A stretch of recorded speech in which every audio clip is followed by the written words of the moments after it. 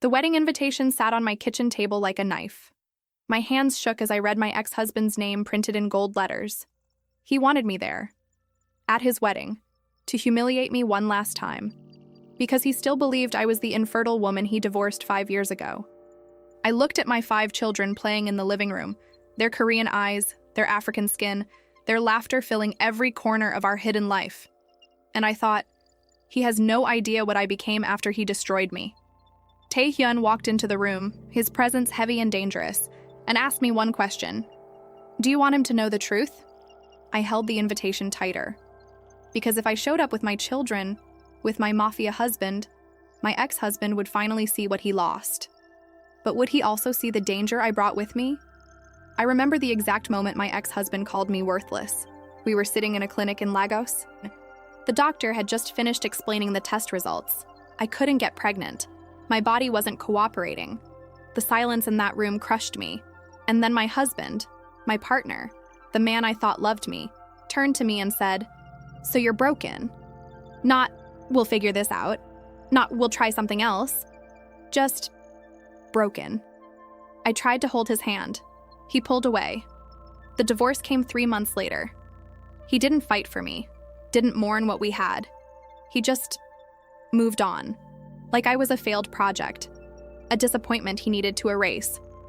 I stayed in our apartment for weeks after he left, staring at the walls, feeling like my body had betrayed me, feeling like I wasn't woman enough. Wasn't enough, period. My family didn't help. They whispered behind my back, "Poor Fatumata. She can't give her husband children. No wonder he left." I couldn't breathe in Lagos anymore. Every street reminded me of him. Every conversation felt like pity. So I left. I took what little money I had saved and bought a one-way ticket to Seoul. I didn't know anyone there, didn't speak the language. I just needed to disappear into a place where no one knew my name or my shame. Seoul swallowed me whole. I found work at a small restaurant in Itaewon, washing dishes, cleaning tables, staying invisible. The owner was kind, but distant. The other workers didn't ask questions. I liked it that way.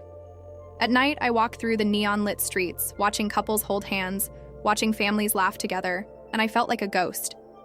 I was 29 years old, and I believed my life was over.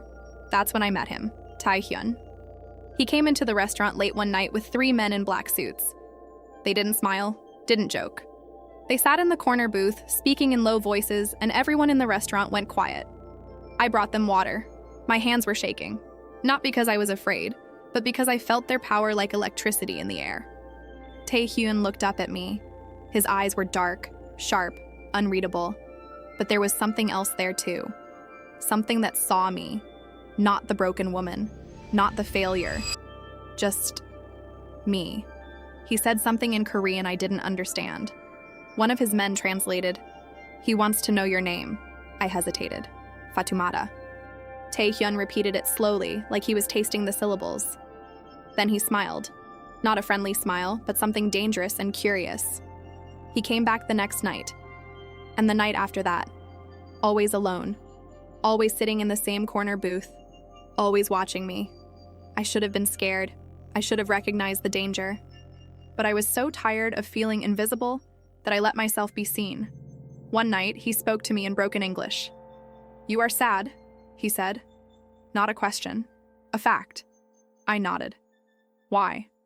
I didn't answer. How could I explain to a stranger that I felt like I had nothing left to offer the world?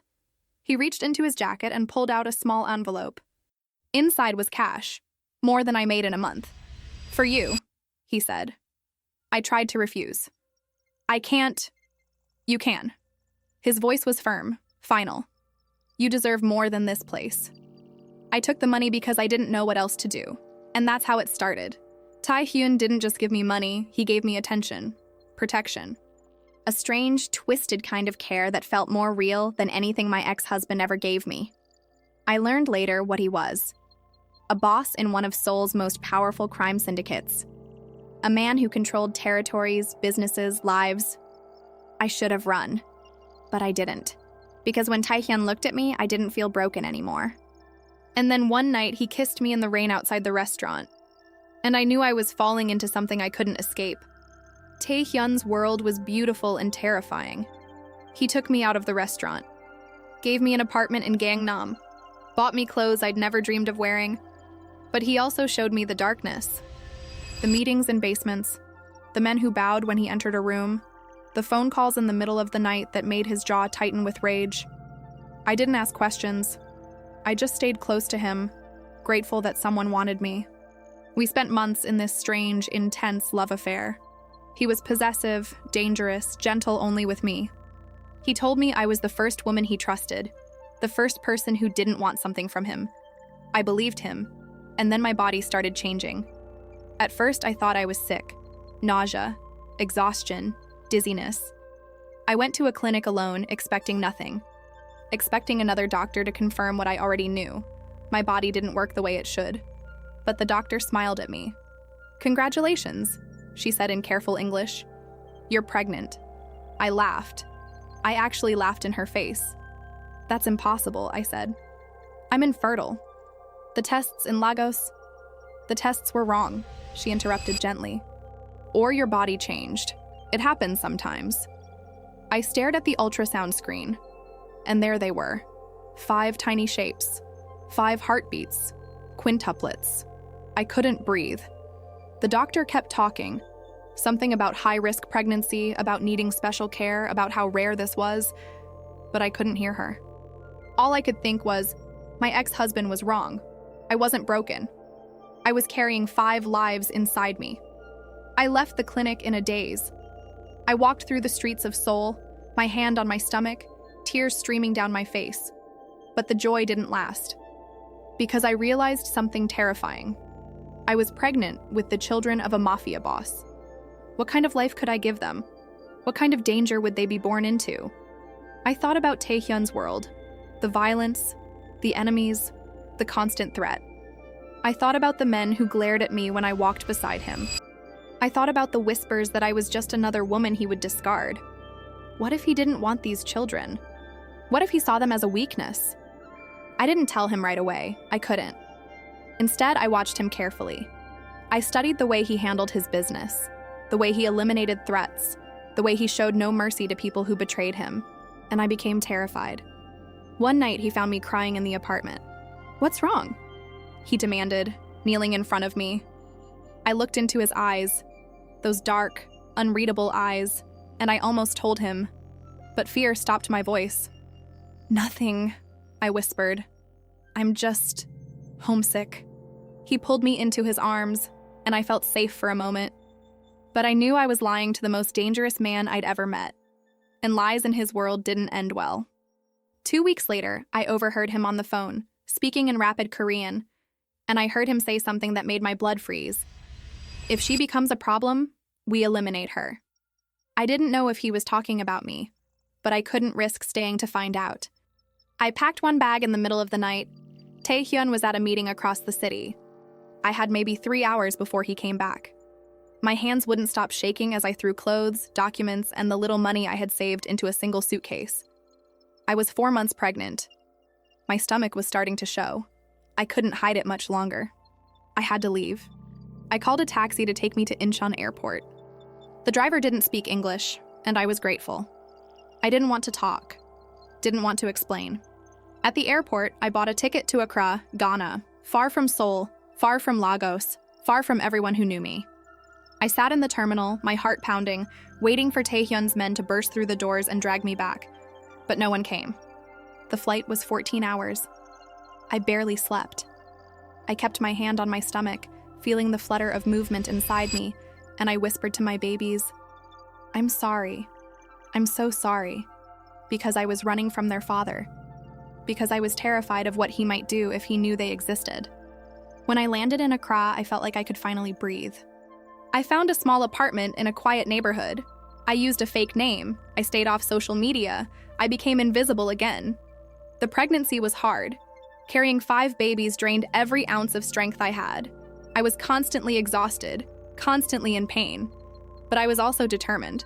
I found a midwife who didn't ask too many questions. She helped me prepare for the birth, warned me about the risks, told me I needed to be in a hospital. But hospitals meant records. Records meant being found, so I stayed hidden. At 7 months, my body started giving out. I could barely walk. The midwife came to my apartment every day, monitoring the babies, making sure I was still alive. "You need help," she kept saying. "This is too dangerous." But I refused. I gave birth at 32 weeks. It was the most painful, terrifying experience of my life. The midwife worked for 11 hours, delivering each baby one by one. 5 sons. All of them small. All of them fragile. But all of them alive. I named them in the haze of exhaustion and relief. Kofi, Kwame, Malik, Amari, and Zuberi. Korean faces. African names. My beautiful, impossible miracles. The midwife helped me care for them in those first brutal weeks. I barely slept. I barely ate. But I kept them alive, and I kept them secret. I deleted every trace of my time and soul. I never spoke Tai Hyun's name out loud. I raised my sons in silence, always looking over my shoulder, always afraid. Years passed. My sons grew strong. They learned to walk, to talk, to laugh. They filled my life with chaos and joy. But I never stopped being afraid, because I knew men like Tai Hyun didn't just let people disappear. And I knew that one day, he would find me. Then, 5 years after I fled Seoul, an envelope arrived at my door. Inside was a wedding invitation from my ex-husband, and a handwritten note that said, "I want you to see what a real woman looks like." The invitation sat on my table for 3 days before I could bring myself to open it again. My ex-husband was getting married, to a woman he probably called fertile and worthy, and everything he said I wasn't. And he wanted me there, to witness his happiness, to see what I lost. But he had no idea what I found. I looked at my sons playing in the living room. Kofi was building a tower with blocks. Kwame was reading a book far too advanced for a 5-year-old.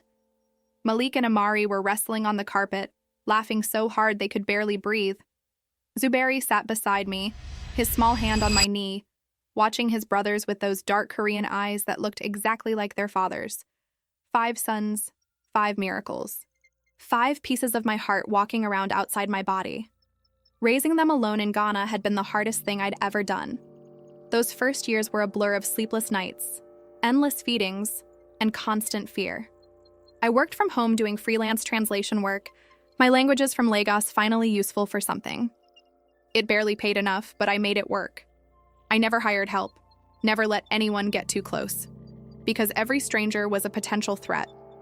The boys grew up speaking English and Twi, the local language. I taught them about their African heritage, about strength and resilience. But I saw Tai Hyun in every one of them. The way Kofi stood with his shoulders back, commanding attention. The way Kwame observed everything with sharp, calculating eyes. The way Malik moved with dangerous grace even as a toddler. They were their father's sons. And that terrified me. I never told them about Tai Hyun. When they asked about their father, I said he was someone I loved who lived far away. Someone who didn't know they existed. "Why doesn't he know?" Kwame asked me once, his voice too serious for a 4-year-old. I pulled him close. "Because I wanted to keep you safe." "Safe from what?" I didn't answer. How could I explain to a child that his father was a man who could destroy empires with a phone call? That his world was built on violence and power? That I fled because I was afraid of what that world would do to them? As the years passed, I built a quiet life. We had a small house with a garden. The boys went to a local school where no one asked too many questions. We celebrated birthdays and holidays. We were happy, but I never stopped looking over my shoulder. I changed our routine constantly. Never took the same route twice. Never posted photos online. Never used my real name on any documents. I was raising 5 children in witness protection from a man who didn't even know they existed. And then the invitation arrived. At first, I wanted to throw it away, forget my ex-husband existed, move on with my life. But something burned inside me. Rage, pride, the need to prove him wrong. He called me broken, worthless, infertile. And I wanted him to see exactly how wrong he was. I didn't make the decision lightly. I spent weeks thinking about it, weighing the risks. If I went back to Lagos for the wedding, someone might recognize me. Someone might ask questions. Someone might connect the dots. But I also realized my ex-husband had no idea I'd ever been to Korea. No idea I'd disappeared into another continent. No idea about Tai Hyun. I could control the narrative. I could show up with my 5 sons, let him see what his words did to me, turned me into a mother of 5, and leave before anyone dug too deep. But I couldn't do it alone. I needed protection. I needed someone who could walk into that wedding with me and make sure no one dared to ask questions I didn't want to answer. I needed Tai Hyun. The thought made me sick with fear. I hadn't spoken to him in 5 years, hadn't heard his voice, hadn't seen his face except in my son's features. Did he even remember me? Did he spend years looking for me? Or did he forget I existed the moment I disappeared? And if I contacted him now, if I told him about the boys, what would he do? I spent sleepless nights running through scenarios. In some, he was furious that I kept his sons from him. In others, he didn't care at all. In the worst ones, he took them from me. But I also remembered the way he looked at me in Seoul, the way he held me like I was something precious, the way he protected me from his world even as he pulled me deeper into it. Maybe he deserved to know. I found his number through old contacts. My hands shook as I typed the message. If you're listening to this right now, it's because this story has already pulled you in a little. But what you're hearing here is just a part of it. The full version includes 30 complete stories, no cuts. No ads, just the audio flowing while you listen. The QR code is on your screen now, or the link is pinned in the queue. It's Fatoumata. I need to talk to you. It's important. I hit send before I could change my mind. He responded in less than a minute. Where are you? I told him I was in Ghana. I told him I had something to show him. I told him to come alone. 3 days later, there was a knock on my door. I opened it and there he was, Tai Hyun. He looked exactly the same. Sharp suit, dark eyes. Dangerous presence that made the air feel heavier. But when he saw me, something in his expression cracked. Fatoumata, he breathed. Not angry, not cold, just broken. I stepped aside to let him in, and that's when he saw them. 5 boys sitting in the living room, staring at the stranger in the doorway with identical dark eyes. Tai Hyun froze. I watched his face as he counted them, as he registered their features, Korean mixed with African, as he realized what I had kept from him. These are... His voice failed. Your sons, I finished. All 5 of them. He didn't move, didn't speak, just stared at the boys like he was seeing ghosts. Kofi stood up first. Always the brave one. Are you our father? Tai Hyun's eyes went to me, searching for answers. I nodded. He knelt down slowly, his eyes never leaving the boys. Yes, he said, his voice rough. I am. And then Zuberi, my youngest, walked up to him and said, Mama said you were dangerous, but you don't look scary. Tai Hyun's jaw tightened, and I realized I had just opened a door I might never be able to close again. Tai Hyun didn't leave. After the boys went to bed that first night, we sat in my small kitchen, the silence between us heavy with 5 years of secrets. Why didn't you tell me? His voice was quiet, controlled, but I heard the anger underneath. I wrapped my hands around a cup of tea I wasn't drinking. I was afraid. Of me? Of your world. I met his eyes. I heard you on the phone that night. You said if someone became a problem, you'd eliminate them. I didn't know if you were talking about me, but I couldn't take the chance. Not with them. His expression darkened. I didn't know that. My voice broke. I was 4 months pregnant with 5 babies, and I was terrified. I didn't know what you'd do. I didn't know if you'd even want them. Tai Hyun stood up, pacing the small kitchen like a caged animal. You should have trusted me. How? I stood too, facing him. You never told me you loved me. You never promised me safety. You gave me money, protection, attention, but you never gave me certainty, and I couldn't raise children in uncertainty. He stopped pacing, looked at me with those dark, unreadable eyes. I searched for you, he said quietly. For 2 years. I tore apart Seoul looking for you. I thought you were dead. I thought someone took you from me. The pain in his voice gutted me. I'm sorry, I whispered. Sorry? He laughed bitterly. I missed 5 years of their lives. I missed everything. Their first words. Their first steps. I didn't even know they existed. I know. Tears streamed down my face. I know, and I'm sorry. But I did what I thought was right. I protected them the only way I knew how. Tai Hyun was silent for a long moment. Then he said, "Tell me about them." So I did. I told him about the pregnancy, the terrifying birth, the sleepless years. I told him about Kofi's leadership, Kwame's intelligence, Malik's energy, Amari's sweetness, Zuberi's quiet observation. I told him everything I'd kept locked inside for 5 years. He listened without interrupting, his face carefully blank. When I finished, he asked, "What do you need?" The question surprised me. "What?" "You contacted me for a reason," he said. "What do you need?" I told him about the wedding invitation, about my ex-husband's cruelty, about wanting to show up and prove him wrong. "But I can't do it alone," I admitted. If I walk in there with 5 children and no explanation, people will ask questions. They'll dig into my past. They might find things that lead back to you. I need protection," Tai Hyun finished. "You need me to come with you." I nodded. He studied me carefully. "You want me to pretend to be your husband?" "Not pretend." I took a deep breath. "I want you to actually be my husband. I want us to walk in there together with our sons, as a family. I want my ex-husband to see that I didn't just survive without him. I thrived." Tai Hyun's eyes darkened with something I couldn't read. "You want revenge," he said. "I want justice," I corrected. "There's a difference." He smiled, a dangerous, beautiful smile. "I can give you that." The next 3 weeks were chaos. Tai Hyun didn't just agree to come to the wedding, he took over completely. He bought us all new clothes. He arranged private flights. He made sure every detail was perfect.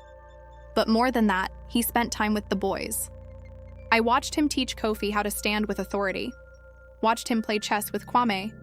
Impressed by the 5-year-old's strategy. Watched him wrestle with Malik and Amari until they were all laughing. Watched him sit quietly with Zuberi, just being present. And I watched my sons fall in love with their father. It should have made me happy. But it also terrified me, because I knew this couldn't last. I knew Tai Hyun's world was still dangerous. I knew that even if we went to this wedding together, even if we pretended to be a family, reality would eventually crash down. One night, Tai Hyun found me on the porch staring at the stars. "You're afraid again," he observed. I didn't deny it. "This feels too good to be real." He sat beside me. "What if it could be?" I looked at him. "What?" "Real." He turned to face me fully. "What if we made this real? Not just for the wedding, not just for revenge, but actually real." My heart stopped. "Tai Hyun, I missed 5 years of their lives," he interrupted. "I don't want to miss another day, and I don't want you to keep running. I want us to be a family. Your world, I'll change it."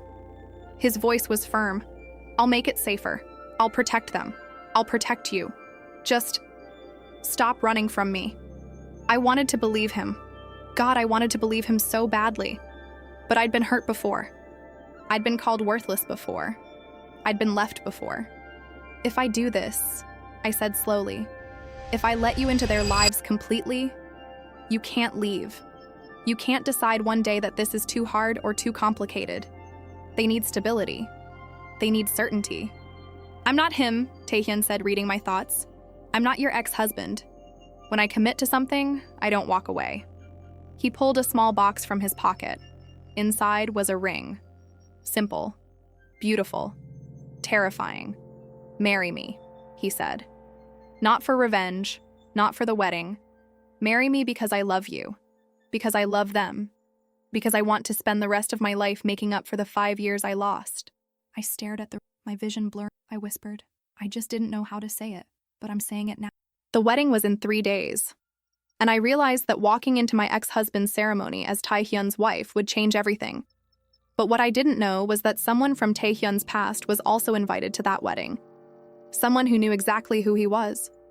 The wedding was in Lagos, the same city where my ex-husband destroyed me. The same city I swore I'd never return to. But I wasn't the same woman who left. Tai Hyun arranged everything. We flew in on a private jet. Me, him, and our 5 sons dressed in matching suits that made them look like a tiny mafia delegation. Kofi kept asking questions about the plane. Kwame studied the flight patterns. Malik and Amari ran up and down the aisle until Tai Hyun gave them one look that made them sit down immediately. Zuberi stayed close to me, sensing my nervousness. "You don't have to do this," Tai Hyun said as we approached Lagos. "We can turn around right now." I shook my head. "I need to do this." When we landed, a car was waiting. Tai Hyun's men, silent, efficient, dangerous, surrounded us like shadows. The wedding was at a luxury hotel in Victoria Island, the same hotel where my ex-husband proposed to me 7 years ago. The irony wasn't lost on me. We arrived exactly on time, not early. Maybe you're listening to this while doing something simple. Washing dishes, tidying up, trying to relax. And that's exactly why these stories work. When you unlock full access, you get 30 stories. Over 30 hours of audio with no interruptions. You press play, and the story just keeps going. If you want to continue right now, scan the QR code on your SC, or tap the link in the pinned comment. What was never said continues there. Not late. Tai Hyun taught me that timing was power. I wore a deep blue dress that hugged my body, the body my ex-husband called broken. My sons wore black suits with blue ties. Tai Hyun wore his power like a second skin. We walked into that wedding venue like royalty. The room went silent. I saw my ex-husband at the altar, his eyes widening as he recognized me. I saw his bride turn to look, confusion on her face. I saw my old family members, the ones who whispered about my failure, freeze in their seats. And I smiled. We took seats in the back. Tai Hyun's hand never left the small of my back. The boy sat between us, perfect and quiet. I could feel eyes on us, whispers starting, questions forming. Who is she? Who are those children? Who is that man? The ceremony started, but I barely paid attention. I was too focused on my ex-husband's face. He kept glancing back at us, his expression shifting from shock to confusion to something that looked like anger. Good. Let him wonder. Let him question. Let him realize what he lost. When the ceremony ended and the reception began, people started approaching us. "Fatumata, is that you?" An old family friend stared at me like I was a ghost. "Yes," I said calmly. "It's good to see you." "And these..." She looked at my sons, counting them. "These are your children?" "All 5 of them," I confirmed. "My sons." "But I thought..."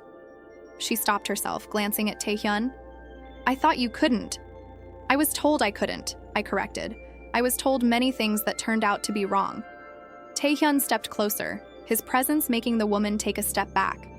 "This is my husband," I introduced. Tai Hyun. He didn't smile, just nodded politely. But the message was clear. I am not someone you question. More people came. More questions. More shock. And then my ex-husband approached. He looked older, tired. His smile was forced. "Fatumata," he said, "I didn't think you'd come. You invited me," I replied sweetly. I thought it would be rude not to show up. His eyes moved to Tai Hyun, sizing him up. Then to the boys. "These are..." "My sons," I said. "Kofi, Kwame, Malik, Amari, and Zuberi. Say hello to..." I paused, enjoying the moment. "What should they call you? You're not their father." My ex-husband's face went pale. "5 sons," he said slowly. "You have 5 sons." "I do," I confirmed. Turns out I wasn't infertile after all, just needed the right man. I watched the words hit him like physical blows. Tai Hyun's hand tightened on my waist, not possessive, but supportive, reminding me he was there. "Congratulations on your wedding," I continued. "I hope she gives you everything you're looking for." I turned to leave, my sons following, Tai Hyun beside me. But my ex-husband grabbed my arm. Instantly, Tai Hyun's men materialized from the shadows. Tai Hyun himself went very, very still, the kind of stillness that preceded violence. My ex-husband released me immediately, hands up. He looked broken. "I just wanted to say I'm sorry. For what I said to you. For how I treated you. You didn't deserve that." I studied his face, looking for sincerity, finding regret. "No," I agreed. "I didn't deserve it. But thank you for showing me I was better off without you." We left the wedding after that. Didn't stay for the reception. Didn't need to. I'd gotten what I came for. Closure. On the flight back to Ghana, the boys fell asleep in their seats. Tai Hyun and I sat together, his arm around me. How do you feel? He asked. Free, I said honestly. For the first time in years, I feel completely free. He kissed my forehead. Good. What happens now? I asked. We can't stay in Ghana forever. Your business is being restructured, he interrupted. I meant what I said. I'm making changes, making things safer. For them. For you. That's not easy, I said. Nothing worth having is easy. He looked at our sleeping sons. But they're worth it. You're worth it. I leaned into him, feeling the truth of his words. We landed in Accra as the sun rose. Our sons woke up slowly, rubbing their eyes, asking if we were home. Yes, I told them. We're home. But as we walked through the airport, I noticed Tai Hyun's expression change. He was reading something on his phone, his jaw tightening. What's wrong? I asked. He put the phone away. Nothing we can't handle. But I knew him well enough now to recognize a lie. Someone at that wedding had recognized him. Someone who knew his world. And they'd sent word back to Seoul. The life we were building, this beautiful, fragile family, was about to be tested. But as I looked at my 5 sons laughing together, at Tai Hyun holding Zuberi's hand, at the family we'd become against all odds, I knew we'd face whatever came next. Together. Sometimes I look at my sons and I see their father's darkness mixed with my strength, and I wonder if I gave them a better life or just a different kind of danger. My ex-husband called me broken, but Tai Hyun made me whole again. Still, late at night, when I hear Tai Hyun on the phone speaking in that cold voice I recognize from Seoul, I remember why I ran. If you were me, would you have hidden them?